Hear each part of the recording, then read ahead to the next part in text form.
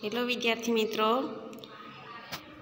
आज अपने सामाजिक विज्ञान विषय में चैप्टर नंबर 1 नो असाइनमेंट पार्ट नंबर 2 विषय अपने जोवाना छे। एमां जोईए विभाग ए। नीचे आपेला प्रश्नोना माग्या मुजब उत्तर लखो। पहलू, अंग्रेजोए त्रीजो मैसूर विग्रह कोनी साथे कर्यो हतो? ए छे टीपू सुल्तान, बी मराठा, सी निजाम के डी हैदर अली। एनो जवाब आवशे ए, त्रीजो मैसूर विग्रह टीपू सुल्तान साथे कर्यो हतो। बीजू, डेलहाउसीना समयमां थयेल सुधाराओमां कया एकनो समावेश थतो नथी? एमां जवाब आवशे सी, विधवा पुनर्विवाह अने बाळ लग्ननी शरूआत थई।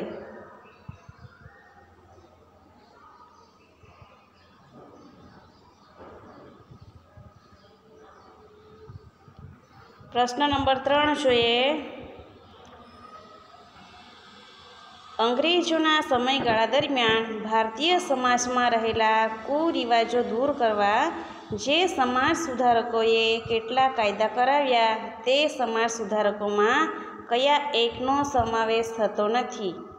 ए छे राजा राममोहन राय, बी दुर्गाराम मेहता, सी लाला हरदयाल अने डी छे बहेरामजी मलबारी।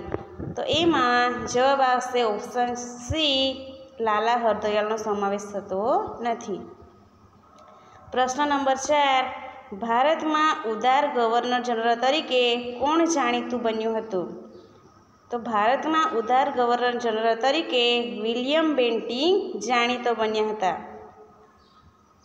प्रश्न नंबर 5, डेलहाउसीए कंपनीनो राज्य विस्तार वधारवा माटे कई नीति अपनावी? तो डेलहाउसीए कंपनीनो राज्य विस्तार वधारवा माटे जीत, जप्ती अने खालसा नीति अपनावी हती। प्रश्न 6, डेलहाउसीना समयमां भारतमां प्रथम रेलवे मुंबई अने थाणा वच्चे क्यारे शरू थई? तो डेलहाउसीना समयमां ईस्वीसन 1853 में भारत में प्रथम रेलवे मुंबई अने थाणा वच्चे शरू थई। प्रश्न 7, कोना प्रयत्नोथी भारत में अंग्रेजी शिक्षण आपवानो प्रारंभ थयो? तो मेकोलेना प्रयत्नथी भारत में अंग्रेजी शिक्षण आपवानो प्रारंभ थयो हतो।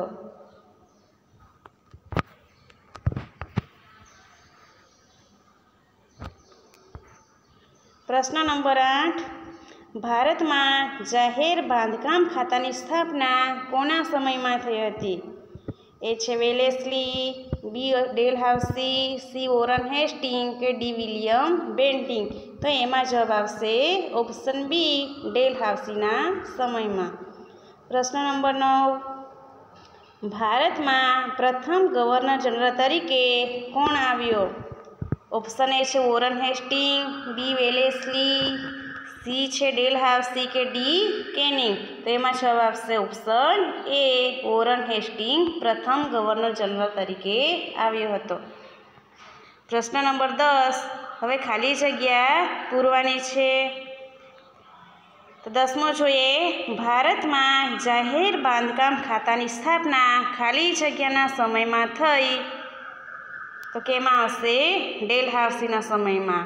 प्रश्न 11, खाली जग्याना प्रयत्नोथी भारत में अंग्रेजी शिक्षण आपवानो प्रारंभ थयो के कोना समय में?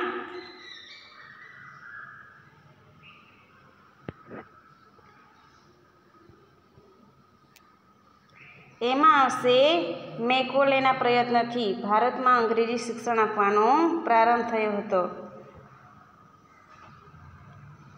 प्रश्न 12, खाली जग्यानी भलामणथी मुंबई, मद्रास अने कोलकाता में यूनिवर्सिटीनी स्थापना थई के कोनी भलामणथी? चार्ल्स वुडनी भलामणथी। हवे जोईए विभाग बी।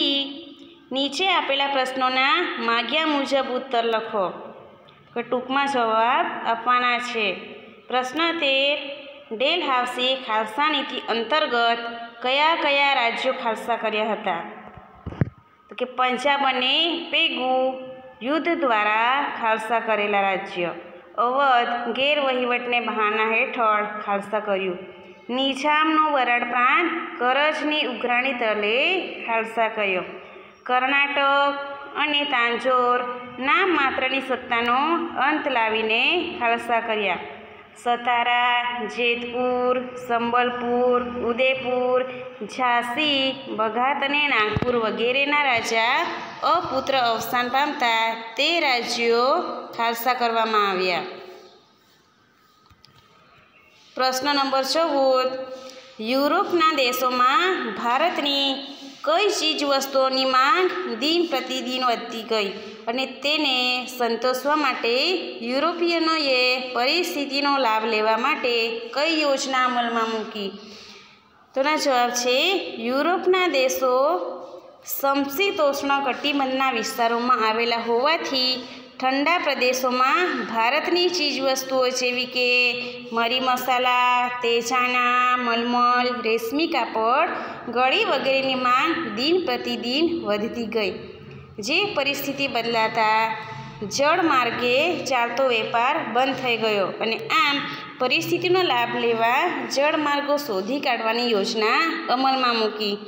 આમ ભારતની ચીજવસ્તુઓ જેમ કે મરી મસાલા, તેજાના વગર ચાલે તે નહોતું. હવે જોઈએ પ્રશ્ન નંબર 15. વેલેસ્લીએ ભારતમાં કઈ યોજના બનાવી હતી? વેલેસ્લીએ ભારતમાં વિસ્તારવાદની નીતિ આધારિત સહાયકારી યોજના બનાવી હતી, જેથી ભારતમાં ફ્રેન્ચો તાકાતવર ન બને અને ભારતના દેશી રાજ્યોમાં અંગ્રેજ સત્તાનો પગ પેસારો થઈ શકે તે માટે વેલેસ્લીએ જે વિસ્તારવાદી યોજના તૈયાર કરી તે સહાયકારી યોજના તરીકે ઓળખાતી હતી. તે સહાયકારી સૈન્ય યોજના પણ કહેવાય છે. પ્રશ્ન નંબર 16. એનું કારણ આપવાનું છે. વેલેસ્લીની સહાયકારી યોજના એક મીઠા ઝેર સમાન હતી. કારણ આપો.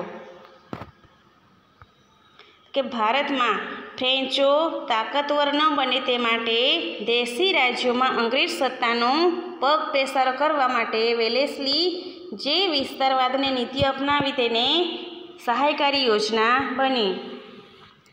આ યોજના સ્વીકારનાર નિઝામ, મૈસૂર, અવધ, ગાયકવાડ, સિંધિયા, ભોસલે અને હોલકર વગેરે રાજ્યો અને શાસકો અમલ કરાવીને વેલેસ્લીએ ઘણા પ્રદેશો ઈસ્ટ ઇન્ડિયા કંપનીમાં સામેલ કરી દીધા.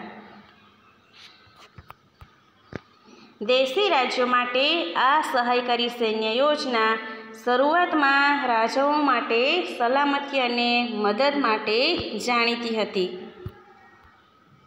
પરંતુ ધીમે ધીમે સમય જતાં હકીકતમાં તો તે ગુલામીનો અનુભવ કરાવતી મીઠા ઝેર સમાન રહી. આ યોજનાનો સ્વીકાર કરનાર રાજ્યને કંપની સરકાર તાલીમ પામેલું સૈન્ય આપશે અને આ સૈન્ય રાજ્યનું રક્ષણ કરશે, પરંતુ તેના બદલામાં યોજના સ્વીકારનાર રાજાએ લશ્કરી ખર્ચ તથા તેટલી આવક ધરાવતો પ્રદેશ અંગ્રેજોને આપવો. આમ એમના જ જોખમે એમને પરાધીન બનાવવાની યોજના શરૂ થઈ. આમ વેલેસ્લીની સહાયકારી યોજના એ મીઠા ઝેર સમાન હતી. હવે જોઈએ વિભાગ સી. નીચે આપેલા પ્રશ્નોના માગ્યા મુજબ ઉત્તર લખો. પ્રશ્ન નંબર 17. ડેલહાઉસીએ કયા કયા સુધારાવાદી કાર્યો કર્યા હતા? કે ડેલહાઉસીના સુધારા અંગ્રેજ શાસનના વિસ્તાર અને વહીવટની સરળતા માટે હતા. ઈસવીસન 1853માં ભારતમાં પ્રથમ રેલવે મુંબઈ અને થાણા વચ્ચે શરૂ થઈ. ડેલહાઉસીના સમયમાં ભારતમાં જાહેર બાંધકામ ખાતાની સ્થાપના થઈ. વિધવા પુનર્વિવાહ અને બાળ લગ્ન પ્રતિબંધક ધારા ડેલહાઉસીના સમયમાં પસાર થયા હતા. ભારત અને ઇંગ્લેન્ડ વચ્ચે તાર વ્યવહારની શરૂઆત થઈ. ડેલહાઉસીના સમયમાં અંગ્રેજી કેળવણીની વ્યવસ્થાની શરૂઆત થઈ. આમ ડેલહાઉસીએ ઉપર મુજબના સુધારાવાદી કાર્યો કર્યા હતા. પ્રશ્ન નંબર 18. વેલેસ્લીની સહાયકારી યોજનાની મુખ્ય શરતો કઈ કઈ હતી?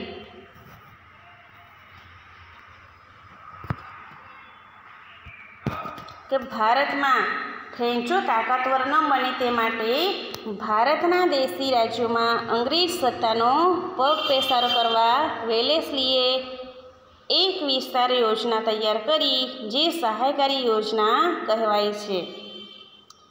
જે રાજ્ય આ યોજનાનો સ્વીકાર કરે તે રાજ્યને કંપની એટલે કે અંગ્રેજ સરકાર તાલીમ પામેલું સૈન્ય એ રાજ્યને આપશે. આ યોજનાનો સ્વીકાર કરનાર રાજાઓએ કંપની સરકારને તેના બદલામાં લશ્કરી ખર્ચ અથવા તેટલી આવક ધરાવતો પ્રદેશ આપવો.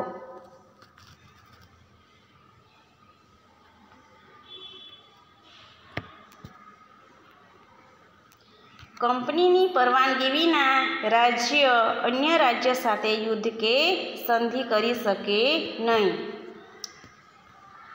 રાજ્યના દરબારમાં એક અંગ્રેજ પ્રતિનિધિ રાખવો.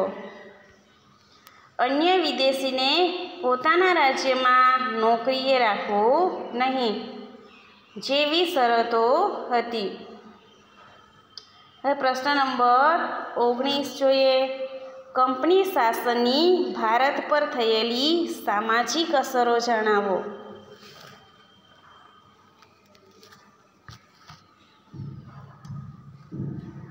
તત્કાલીન સમય દરમિયાન ભારતીય સમાજમાં કેટલાક વિસ્તારોમાં કુરિવાજો જોવા મળતા હતા, જેમ કે સતી પ્રથા, દૂધપીતી કરવાનો રિવાજ અને બાળ લગ્ન વગેરે.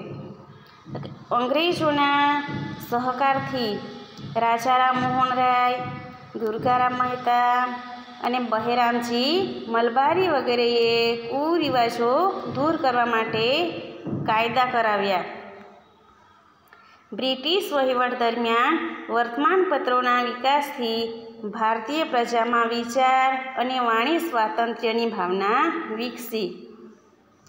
ભારતમાં વહીવટી માળખાનું અંગ્રેજીકરણ થતાં અંગ્રેજી જાણનાર લોકોની જરૂરિયાત ઊભી થઈ. પરિણામે મેકોલેના ભારતમાં અંગ્રેજી શિક્ષણ આપવાનો પ્રારંભ થયો. મુંબઈ, મદ્રાસ અને કોલકાતામાં ચાર્લ્સની ભલામણથી યુનિવર્સિટીની સ્થાપના થઈ. અંગ્રેજી શિક્ષણને કારણે ભારતમાં અંગ્રેજી જાણનારો વર્ગ ઊભો થયો ને સમય જતાં તેણે સુધારાવાદી માંગણીઓ કરી સુધારાની પ્રક્રિયાને વેગવંતી બનાવી. પ્રશ્ન નંબર 20. સહાયકારી યોજના અને ખાલસા નીતિની વિશેષતાઓ જણાવો. અંગ્રેજોએ ભાગલા પાડો અને રાજ્ય કરોની નીતિથી ભારતના ભોગે ઇંગ્લેન્ડને સમૃદ્ધ બનાવ્યું. વેલેસ્લીએ 7 વર્ષના સમયગાળા દરમિયાન કંપનીનો વિસ્તાર વધારી અંગ્રેજ સત્તાને સર્વોપરી બનાવી. ડેલહાઉસીએ કરેલા કેટલાક સુધારા બ્રિટિશ શાસનના વિસ્તાર અને વહીવટની સરળતા માટે હતા. આમ સહાયકારી યોજનાની વિસ્તારવાદની નીતિ અને જીત, જપ્તી અને ખાલસા નીતિથી અંગ્રેજો થોડા સમયમાં જ સત્તા સ્થાપીને સર્વોપરી બન્યા.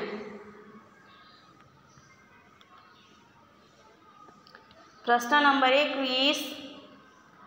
અંગ્રેજ સુધારા ભારત માટે ઉપયોગી પુરવાર થયા તેવું શાના આધારે કહી શકાય? બ્રિટિશ શાસન સુધારા અંગ્રેજોના હિત માટે હતા, તેમ છતાં તે રાષ્ટ્રવાદના ઉદ્દેશ માટે ભારતના લોકો માટે પણ ઉપયોગી બની શક્યા. અંગ્રેજી કેળવણી દેશમાં સમાજ સુધારણા અને રાષ્ટ્રીય જાગૃતિના કાર્યક્રમોમાં પણ ખૂબ જ ઉપયોગી બની શકી. રેલવે, તાર, સંદેશા અને વર્તમાનપત્રોના માધ્યમથી લોકો એકબીજાની નજીક આવ્યા. અંગ્રેજી કેળવણી પામેલો વર્ગ વિશ્વના પ્રવાહોથી માહિતગાર બની શક્યો. આમ અંગ્રેજ સુધારા ભારત માટે પણ ઉપયોગી બની શક્યા. હવે જોઈએ વિભાગ ડી. નીચે આપેલા પ્રશ્નોના માગ્યા મુજબ સવિસ્તાર ઉત્તરો લખવાના છે. પ્રશ્ન નંબર 22. કંપની શાસનની ભારત પર થયેલી આર્થિક અસરો જણાવો.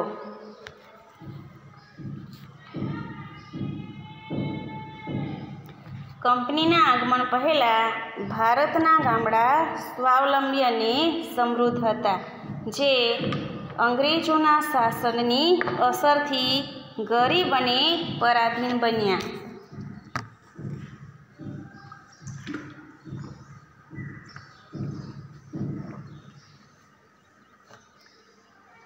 કંપનીએ 100 વર્ષના શાસનકાળ દરમિયાન ઇંગ્લેન્ડ માટે કાચો માલ પેદા કરનાર અને કારખાનામાં તૈયાર થયેલ માલ માટે બજારની ગરજ સારનારો દેશ બનાવી દીધો. ઈસવીસન 1708 થી ઈસવીસન 1756 દરમિયાન બંગાળા સુતરાઉ કાપડ, કાચું રેશમ, શણ, ખાંડ અને મલમલની નિકાસ કરતું હતું, પરંતુ દ્વિમુખી શાસન પદ્ધતિ બાદ બંગાળાની આર્થિક ચમક ઝાંખી થઈ ગઈ. કંપનીએ અન્યાયી મહેસૂલી નીતિ અપનાવી ભારતના ખેડૂતોને પાયમાલ અને દેવદાર બનાવ્યા.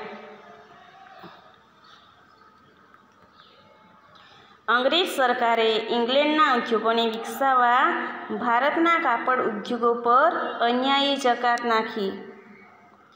ભારતના હુન્નર ઉદ્યોગોને ખતમ કરી નાખવા માટે વિવિધ અયોગ્ય રીત રસમો અપનાવી, જેને લીધે ભારતના ઉદ્યોગ ધંધા પડી ભાંગ્યા. આમ ભારતનો કારીગર ગરીબ અને બેરોજગાર બન્યો. કંપનીના વેપારીઓ ખાનગીમાં વેપાર કરી બંગાળાના કારીગરો પાસે ઓછા સમયમાં ચોક્કસ જથ્થામાં કાપડ વણીને પૂરું પાડવાનો કોન્ટ્રાક્ટ લખાવી લેતા, અને આમ કારીગર જો ઇનકાર કરે તો તેને ફટકા મારવાની કે જેલની સજા ભોગવવી પડતી. ઇંગ્લેન્ડ અને ભારત વચ્ચે આગબોટ સેવાની શરૂઆત થઈ. મુંબઈ, મદ્રાસ અને કોલકાતા જેવા મહાબંદરોનો વિકાસ થયો. ઈસ્ટ ઇન્ડિયા કંપનીના શાસનકાળ દરમિયાન ભારતમાં મુંબઈ અને થાણા વચ્ચે 1853માં પ્રથમ રેલવેની શરૂઆત થઈ. પ્રશ્ન નંબર 23. અંગ્રેજોએ કરેલા સુધારાઓથી અંગ્રેજ શાસન અને ભારતના લોકોને થયેલા લાભ વર્ણવો.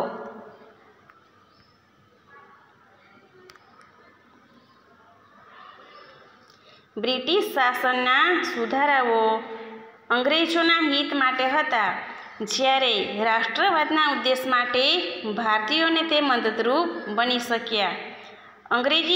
અંગ્રેજી કેળવણી મેળવેલ નવો શિક્ષિત વર્ગ વિશ્વના પ્રવાહથી માહિતગાર બની શક્યો. આમ દેશમાં રાષ્ટ્રીય જાગૃતિ અને સમાજ સુધારણાના કાર્યમાં તેણે ખૂબ મહત્ત્વની ભૂમિકા સ્વીકારી. વર્તમાનપત્રો, રેલવે અને તાર વ્યવસ્થાથી ભારતના લોકો એકબીજાની નજીક આવ્યા. મેકોલેની અંગ્રેજી શિક્ષણ પદ્ધતિથી અંગ્રેજોએ અંગ્રેજી ભણેલા ગણેલા કર્મચારીઓ મળવા લાગ્યા તથા કંપનીના વહીવટમાં ભારતીયોને સ્થાન મળ્યું. ભારતના સમાજ સુધારકોની વિનંતીને ધ્યાનમાં લઈ અંગ્રેજ અમલદારો દ્વારા કુરિવાજો નાબૂદ કરવા માટે પ્રયત્નો થયા. દેશના તમામ વિસ્તારને ધ્યાનથી ચકાસવા અને બાજ નજર રાખવા પરદેશી રાજ્યોને સંદેશા પહોંચાડવા માટે જરૂરી લાગતા ટપાલ અને તાર સંદેશા વ્યવહારની આધુનિક પદ્ધતિ અપનાવી. ઈસવીસન 1853માં ભારતમાં પ્રથમ રેલવે મુંબઈથી થાણા સુધી શરૂ થઈ. તેને લીધે વેપારને લાભ પણ થયા. ઔદ્યોગિક ક્રાંતિને કારણે વાહન વ્યવહાર અને સંદેશાઈ વ્યવહારની માંગોને સંતોષવા નવા યંત્રની શોધ થઈ. તેનો ઉપયોગ ભારતમાં પણ થઈ શકતો હતો.